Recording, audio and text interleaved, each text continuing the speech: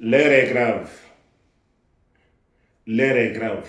Frères et sœurs africains, l'heure est grave. Tous ceux qui aiment l'Afrique, l'heure est grave. Il est temps qu'on se réveille. Il est temps qu'on fasse quelque chose. Des mal sans conséquence, ça continue toujours. Je vais venir dans la Deuxième Guerre mondiale.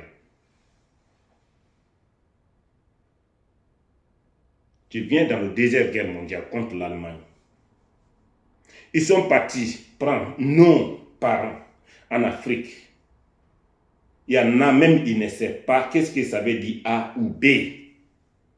On les envoie ici directement, quelques semaines de formation, on les éjecte dans le front. Combien de millions africains en ont perdu dans leur vie dans la Deuxième Guerre mondiale? J'ai beaucoup d'oncles directs qui sont partis, ne sont plus revenus. D'autres sont venus, on sait comment ils sont finis, on sait comment ils sont morts. En Afrique, là-bas, dans nos mains, on a vu, chaque pays africain le sait, ce que je suis en train de dire, la Deuxième Guerre mondiale, chaque pays africain le sait.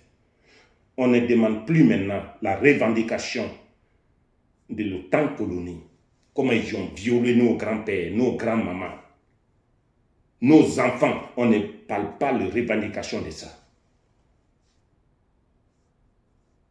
On revendique exactement le dédommagement de nos parents qui sont morts dans la Deuxième Guerre mondiale.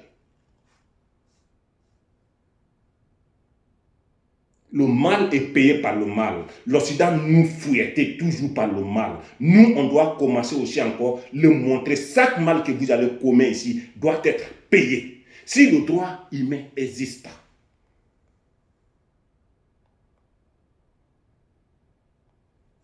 on doit les cramponner de ça d'abord. On n'a pas de proposition à les faire d'abord, sans au moins des conséquences des mal qu'ils ont commis d'abord. On doit les frapper de leur mal d'abord. Ça, c'est numéro un. Vous parlez de vos politiques, votre démocratie. Faites le bilan.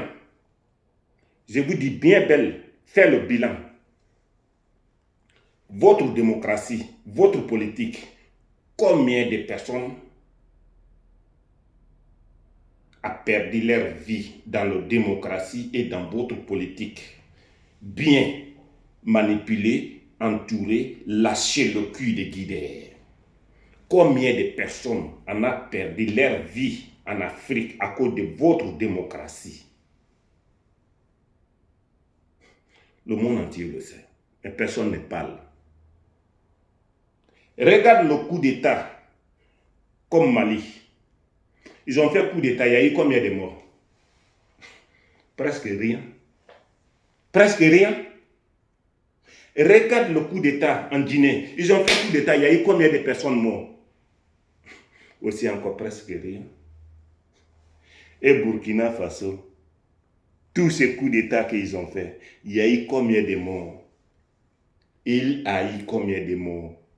Presque rien. On vient maintenant dans notre pays de Niger. Le coup d'État qu'ils ont fait là-bas, il y a eu combien de morts? Nos intellectuels, il y a caillou dans vos têtes ou quoi? On parle de toujours démocratie, politique. Vos mères cons, démocratie.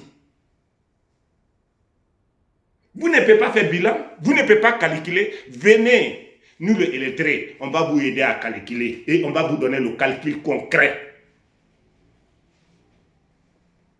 Le méfait, le perdre de l'Afrique, de votre politique et le perdre de le coup d'État accumulé là.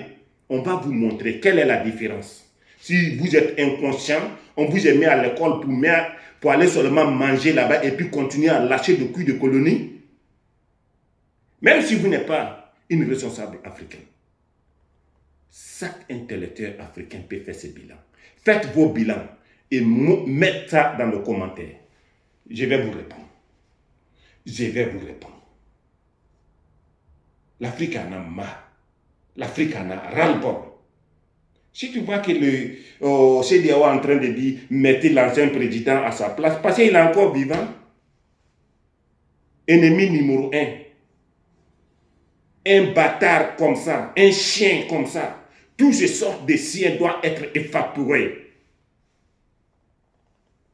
On en a ras-le-bol.